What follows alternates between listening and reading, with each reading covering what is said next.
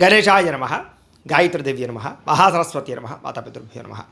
ముందుగా ప్రేక్షక వీక్షణ భాషలందరికీ కూడా శ్రీ పరాభవనామ సంవత్సర ఉగాది శుభాకాంక్షలు.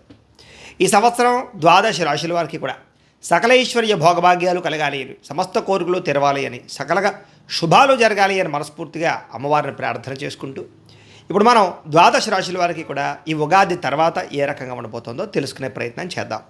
అయితే నేను ఉగాది ఫలితాలు, రాశి ఫలాలు చెప్పే ముందర ముఖ్యంగా ప్రేక్షకులకి చిన్న గమనికగా చెప్పదగింది ఏమిటంటే కనుక, ఈ ఉగాది ఫలితాల్లో ఆదాయ వ్యయాల గురించి, రాజపూజ్య అవమానాల గురించి చెబుతూ ఉన్నప్పుడు సమయంలో చాలామందికి అనేక రకాల అనుమానాలు వస్తుంటాయి. కాబట్టి వాటి గురించి ముందుగా చెప్పిన తర్వాత నేను ఫలితాలు చెప్పే ప్రయత్నం చేస్తాను, కాబట్టి శ్రద్ధగా వినండి. అయితే ఇందులో ఏంటంటే ముఖ్యంగా ఆదాయం 6, వ్యయం 12 అన్నాం అనుకోండి, చాలామంది ఏంటంటే భయపడిపోతూ ఉంటారు. ఏమంటే గురువుగారు, ₹6 సంపాదించి ₹12 ఖర్చు పెట్టేస్తామా, లేకపోతే ₹6 సంపాదించాలి ₹12 ఎలా ఖర్చు పెట్టగలవండి అని కొంతమందికి అనుమానం వస్తుంది. అంటే ₹6 సంపాదించిన మిగతా ఇంకొక ₹6 దాచుకున్నవి ఇవ్వచ్చు, లేకపోతే అప్పు తెచ్చైనా సరే ఖర్చు పెడతామని అర్థం. అంటే ₹12 ఖర్చు పెట్టేస్తావు సంపాదించే దానికన్నా, అది ఇల్లు కట్టడమో, వ్యాపారం పెట్టడమో, లేదా ఇంట్లో శుభకార్యాలు చేయడము, ఇలాగేదో పెద్ద పెద్ద ఇన్వెస్ట్మెంట్ చేస్తారని అర్థం చేసుకోవాలి. అలాగే రాజపూజ్యం 4, అవమానం 8 అన్నాం అనుకోండి, గురువుగారు నలుగురేమో మెచ్చుకుంటారు, 8 మంది తిడతారని అని కాదు.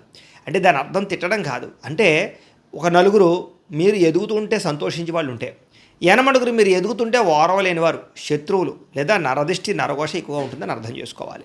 కాబట్టి ఈ రకంగా ద్వాదశ రాశుల వారు కూడా ఈ విషయాన్ని ముందుగా అర్థం చేసుకోవాల్సిందిగా తెలియజేస్తూ ఇప్పుడు మనం ముఖ్యమైనటువంటి ద్వాదశ రాశుల వారి యొక్క సంవత్సర ఫలితాలు ఎలా ఉన్నాయో తెలుసుకునే ప్రయత్నం చేద్దాం. ఇక సింహరాశి వారికి సంబంధించి పరాభరామ సంవత్సరంలో ఉగాది ఫలితాలు ఎలా ఉన్నాయి, సంవత్సర ఫలితాలు చూద్దాం.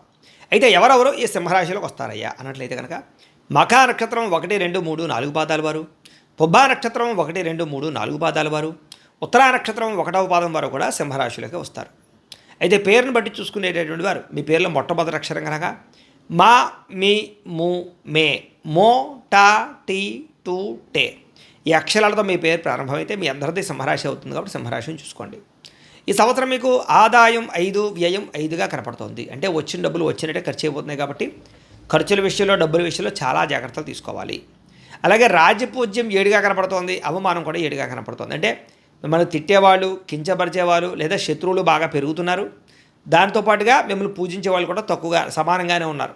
మెచ్చుకునే వాళ్ళు కూడా తక్కువగానే ఉన్నారు. కాబట్టి తత్వ జాగ్రత్తలు తీసుకోవాలి. ఈ సంవత్సరం ప్రతి వ్యక్తితోటి జాగ్రత్తగా మాట్లాడాలి. కుటుంబ కలహాలు, భార్యాభర్తల మధ్య తగాదాలు, మానసిక స్పర్ధలు, అనుమానపు ఆలోచనలు, తప్పుడు నిర్ణయాలు కనపడుతున్నాయి. జాగ్రత్తగా ఉండాలి. ఈ సంవత్సరం మీ యొక్క గోచారం చూసుకున్నట్లయితే కనుక, గురుడు జూన్ 1వ తారీఖు దాకా కూడా ఏకాదశ స్థానంలో ఉండి జూన్ 2వ తారీఖు నుంచి వ్యయస్థానంలోకి ప్రయాణం చేస్తున్నాడు. శని ఈ సంవత్సరం అంతా కూడా అష్టమ స్థానంలో సంచారం చేస్తూ ఉన్నాడు. రాహుకేతువులు డిసెంబర్ 5వ తారీఖు దాకా కూడా అష్టమ ద్వితీయ స్థానంలో ఉండి డిసెంబర్ 6వ తారీఖు నుండి సప్తమ జన్మస్థానంలో సంచారం చేస్తూ ఉంటారు. ఈ కారణంగా ఈ సంవత్సరం ఎలా ఉండబోతోందయ్యా అంటే కనుక, మనస్తాపము, మానసిక ఒత్తిడి, తప్పుడు నిర్ణయాలు, అలాగే ప్రతి విషయము ఆలస్యంగా జరగడము, మెంటల్ టెన్షన్లు కనపడుతున్నాయి. ప్రతికూల వాతావరణం ఎక్కువగా ఉంది. కాబట్టి ఈ సంవత్సరం ఎక్కువ జాగ్రత్త తీసుకోవాలి. అందులోనూ అష్టమ శని బాగా ఏడిపిస్తుంది. కాబట్టి ప్రైవేటు ఉద్యోగస్తులకి శ్రమకు తగ్గ ఫలితాలు లేకపోవడము, కెరీర్ గ్రోత్ లేకపోవడము, అధికారిక ఒత్తిడి, మెంటల్ టెన్షన్లు, మానసిక ఒత్తిడి బాగా కనపడుతోంది.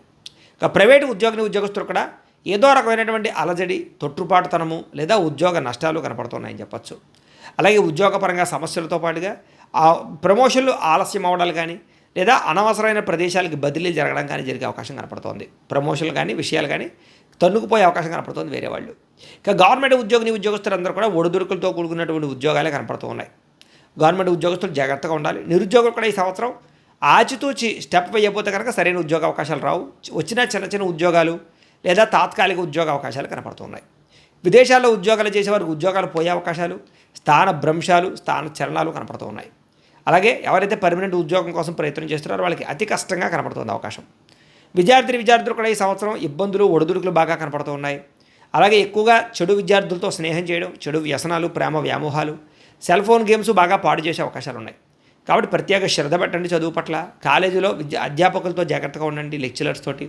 అలాగే తల్లిదండ్రులతో జాగ్రత్తగా మాట్లాడండి. ఎగ్జామ్స్లో కంగారు పడకండి. స్ట్రెస్ తగ్గించుకోండి, ఒత్తిడి తగ్గించుకుని తెల్లవారుజామున వెళ్ళి చదవడానికి ప్రయత్నం చేయండి. దగ్గరికి వచ్చాక కాకుండా ముందు నుంచి ప్రిపరేషన్లో ఉండండి. ఈ సంవత్సరం వ్యాపారస్తులకి ఒడిదుడుకులు బాగా కనపడుతున్నాయి. లాభాల కన్నా నష్టాలు ఎక్కువగా కనపడుతున్నాయి. కాబట్టి అనవసరమైన పెట్టుబడులు పెట్టకండి, తప్పుడు నిర్ణయాలు తీసుకోకండి, తొందరపాటు నిర్ణయాలు తీసుకోకండి, ఎవరిని నమ్మకండి, అప్పులు ఇవ్వకండి. చాలా జాగ్రత్తగా వ్యవహారం చేయండి. వ్యాపారాల్లో ఆచితూచి నిర్ణయాలు తీసుకోండి. పార్ట్నర్షిప్ వ్యాపారస్తులు కొత్త వ్యాపారాలు ప్రారంభించడం మంచిది కాదు. వ్యవసాయదారులకి ఈ సంవత్సరం అంతంత మాత్రమే పంట లాభాలే కనపడుతూ ఉన్నాయి. చాలా కష్టపడినా సరే తెగుళ్ళ వల్ల కానీ లేదా వాతావరణం అనుకూలించకపోవడం వల్ల కానీ పంటకి సరైన గిట్టుబాటు ధర రాక కానీ వ్యవసాయంలో నష్టాలు కనపడుతున్నాయి. కూలీ రేట్లు బాగా పెరిగే అవకాశాలు కనపడుతున్నాయి. కాబట్టి టెక్నాలజీని ఉపయోగించి వ్యవసాయం చేయండి. అలాగే ముఖ్యంగా వాణిజ్య పంటలు లేదా గ్రాఫ్టింగ్ వ్యవసాయం చేయండి. గ్రాఫ్టింగ్ పద్ధతిలో కూరగాయలు పండించండి, బాగా లాభం వస్తుంది మీకు. కళాకారులకి ఈ సంవత్సరం శ్రమకు తగ్గ ఫలితం అయితే కనపడటం లేదు. ఎన్నో సినిమాలు కానీ లేదా వెబ్ సిరీస్లు కానీ సీరియల్స్ కానీ రిలీజ్ అయినా శ్రమకు తగ్గ పేరు కనపడటం లేదు. అవకాశాలు తగ్గుతున్నాయి, ఆదాయం తగ్గుతుంది, ఆరోగ్యం పట్ల ఇబ్బందులు కనపడుతున్నాయి, శత్రువులు నరదృష్టి బాగా పెరుగుతుంది. కాబట్టి చాలా జాగ్రత్తగా ఉండాలి. రాజకీయ నాయకులకి ఈ సంవత్సరం శ్రమకు తగ్గ ఫలితం కనపడటం లేదు. నష్టాలు కనపడుతూ ఉన్నాయి.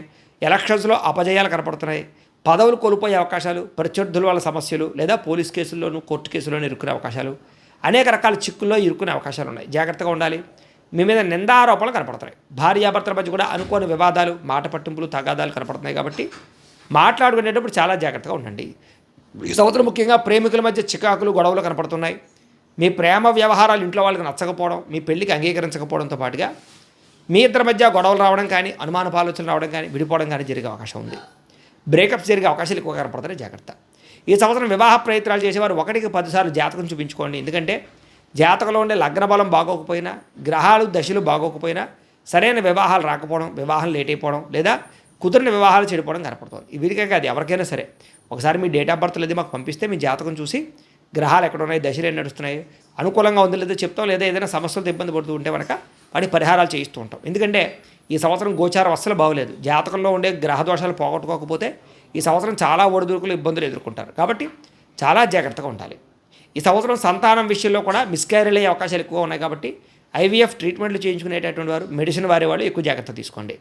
అలాగే న్యాచురల్గా సంతానం ప్రయత్నం చేసేవారు కూడా నార్మల్ పురులు కాకుండా ఈ యొక్క దీనికి ఆపరేషన్ అవకాశాలు ఎక్కువ కనపడుతున్నాయి. కాబట్టి కొంచెం నార్మల్ డెలివరీ అవ్వడానికి తత్వ జాగ్రత్తలు తీసుకోవాలి. ఈ సంవత్సరం విదేశాల ప్రయాణాలు చేయాలనుకునే వారు వాయిదా వేసుకోవడం మంచిది. ఎందుకంటే వీసాలు రిజెక్ట్ అవ్వడం కానీ, వెళ్ళిన తర్వాత సరైన అవకాశాలు నాకు ఇబ్బంది పడడం కానీ జరిగే అవకాశాలు ఉన్నాయి. కాబట్టి తత్వ జాగ్రత్తలు తీసుకోండి, జాతకం చూపించుకుని వెళ్ళండి. ఇక నూతన గృహం కట్టాలనుకున్నా, కొనాలనుకున్న ఈ సంవత్సరం అవకాశాలు బాగా కనపడుతున్నాయి. కాకపోతే అప్పులు బాలయ్యే అవకాశం కనపడుతుంది. రుణ సమస్యలు పెరుగుతాయి లేదా గృహ నిర్మాణాల ఖర్చులు ఎక్కువ అవుతాయి. తక్కువ ఖరీదు వస్తువులు ఎక్కువ ఖరీదు కొనుగోలు చేసే పరిస్థితులు ఉన్నాయి. కాబట్టి తత్వ జాగ్రత్తలు తీసుకోండి.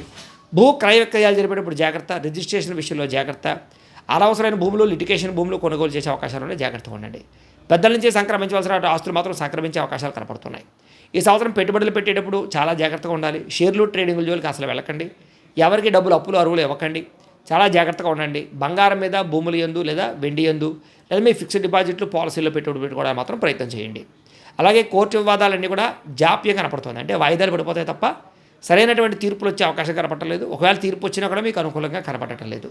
కోర్టు వివాదాలు ఇరుక్కునే, పోలీస్ కేసులు ఇరుక్కునే అవకాశాలు ఉన్నాయి. కాబట్టి గొడవల జోలికి వెళ్ళకండి. ఆరోగ్య విషయంలో కూడా అనారోగ్య సమస్యలు, కళ్ళకి సంబంధించి ఇబ్బందులు, తలనొప్పులు, శిరోబాధ, నరాలకి సంబంధించినటువంటి ఇబ్బందులు, అలాగే కాళ్ళ నొప్పులు, నీరసము, నిస్సత్వ కనపడుతోంది. అలాగే ఎముకలకి సంబంధించినటువంటి బోన్స్ లేదా ఈ యొక్క దీనికి సంబంధించిన కండరాలకు సంబంధించిన బలహీనత కనపడుతుంది. కాబట్టి ఎక్కువ ఆరోగ్యం పట్ల శ్రద్ధ తీసుకోండి, వ్యాయామం చేయండి, బయట ఫుడ్లు, జంక్ ఫుడ్లు మానేయండి, రాత్రి తొందరగా పడుకోండి, సెల్ ఫోన్ చూడకండి. ఇక అప్పుల విషయంలో జాగ్రత్తగా ఉండాలి. అనవసరమైన రుణాలు చేసినట్లయితే కనుక రుణ బాధలు బాగా పెరిగిపోతాయి. కాబట్టి ఈఎంఐలు, క్రెడిట్ కార్డులోనూ ఆన్లైన్ షాపింగ్లు చేయడం మంచిది కాదు. ముఖ్యమైనటువంటి వాహనాలు, యంత్ర పరికరాలు లేదా వ్యాపారాల కోసం పెట్టే పెట్టుబడుల కోసం తప్పులేదు. గృహాలు కొనడం కోసం పెట్టే పెట్టుబడుల కోసం అప్పు చేసినా తప్పులేదు. ఇక ప్రయాణాలు చేసేటప్పుడు జాగ్రత్త. చిన్న చిన్న ప్రమాదాలు లేదా నష్టాలు కనపడుతున్నాయి. కాబట్టి ప్రయాణాలు జాగ్రత్తగా చేయండి. దూర ప్రయాణాలు లేదా తీర్థయాత్రలు చేయడానికి అవకాశాలు బాగా కనపడుతున్నాయి. ఈ సంవత్సరం వివాహేతర సంబంధాలు, ప్రేమ వ్యామోహాలు, కామ కోరికలు పెరిగిపోతాయి. కాబట్టి స్త్రీ పురుష సంగమాలు ఎక్కువగా ఉన్నాయి. తత్వ జాగ్రత్తలు తీసుకోండి. అనవసరమైన వ్యక్తులతో కలవకండి. స్త్రీలు కూడా పరపురుష వ్యామోహం వల్ల, తప్పుడు నిర్ణయాలు తీసుకోవడం వల్ల, అనవసరమైనటువంటి సంపర్కాలు పెట్టుకోవడం వల్ల కుటుంబానికి దూరం అయ్యే అవకాశం ఉంది. జాగ్రత్త. ఉద్యోగాలు చేసే చోట ఎవరో ఒకరు మిమ్మల్ని కోసం బాగా ఫ్లడ్ చేయడానికి ప్రయత్నం చేస్తూ ఉంటారు. అలాగే వ్యాపారాలు చేసే చోట ధన నష్టం కనపడుతుంది. ఆరోగ్య హాని, కుటుంబంలో వివాదాలు, నిందారోపణలు, అలాగే భర్తతో సౌఖ్యం లేకపోవడము, కుటుంబంలో అపార్థాలు కనపడుతున్నాయి. జాగ్రత్తగా ఉండాలి. ఈ సంవత్సరం మీకు అదృష్ట సంఖ్య 1, 4గా కనపడుతుంది. కలిసి వచ్చే వారాలు ఆదివారము, సోమవారము, బుధవారము బాగా కలిసి వస్తున్నాయి. కలిసి వచ్చేటటువంటి రంగులు ఆకుపచ్చ రంగు, తెలుపు రంగు మీకు బాగా కలిసి వస్తుంది. అయితే ఈ సంవత్సరం గోచార దోషాలు ఉన్నాయి. కాబట్టి ఇంట్లో లేదా మీరు జపాలు, హోమాలు చేయించుకోవడం మంచిది. అయితే ఏం జపాలు చేయించుకోవాలంటే కనుక రాహుకి, కేతువుకి, కుజుడికి, గురుడికి, శనికి కూడా జప తర్పణ హోమాలు చేయించుకోవడము, లక్ష్మీ గణపతి హోమము, సుదర్శన హోమము, మన్యసూక్త హోమము, నవగ్రహ హోమము చేయించుకున్నట్లయితే కనుక ఈ సంవత్సరం మీకు దోషాలన్నీ తొలగి చాలా అనుకూలంగా ఉంటుంది. అయితే ఈ జపాలు హోమాలు చేయించుకోవాలని కుతూహలం ఉన్నట్లయితే మమ్మల్ని సంప్రదిస్తే మా పేటలో ఉండే బ్రాహ్మణులతో మేము చేయించి పెడతాం కాబట్టి మమ్మల్ని సంప్రదించవచ్చు. ఇక ఇంట్లో చేసుకోవాల్సిన పరిహారాలు ఏంటంటే 16 సోమవారాల వ్రతం కానీ, సంకష్టహర చతుర్థి వ్రతం కానీ, లేదా సప్త శనివారాల వ్రతం కానీ, లేదా ప్రతి పౌర్ణమి రోజు ఏకాదశి రోజు సత్యనారాయణ స్వామి వ్రతం కానీ ఇంట్లో చేసుకున్నట్లయితే మీకు ఈ సంవత్సరం అంతా కూడా గ్రహ దోషాలు తొలగడమే కాదు, దేవతానుకూలత కూడా కలిగి ఈ సంవత్సరం అంతా మీకు శుభప్రదంగా ఉంటుంది అని తెలియజేస్తూ, అయితే ప్రేక్షకులకి ముఖ్యంగా మనకి ఏమిటయ్యా అన్నట్లయితే కనుక ఇప్పటిదాకా మేము చెప్పినటువంటి ఈ ఫలితాలన్నీ కూడా గోచార ఫలితాలు, అంటే ఈ రాశిలో ఉండేటటువంటి కోటాను కోట్ల మంది అందరికీ వర్తిస్తాయి. కాబట్టి ఆ రకంగా వినే ప్రయత్నాన్ని చేయండి.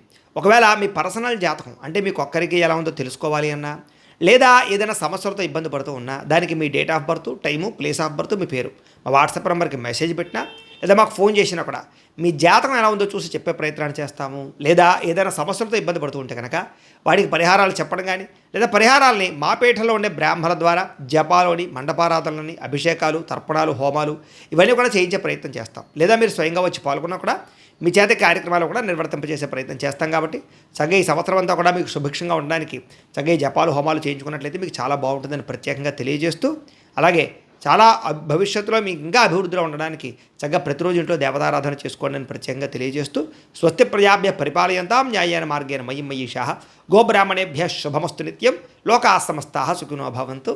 స్వస్తి.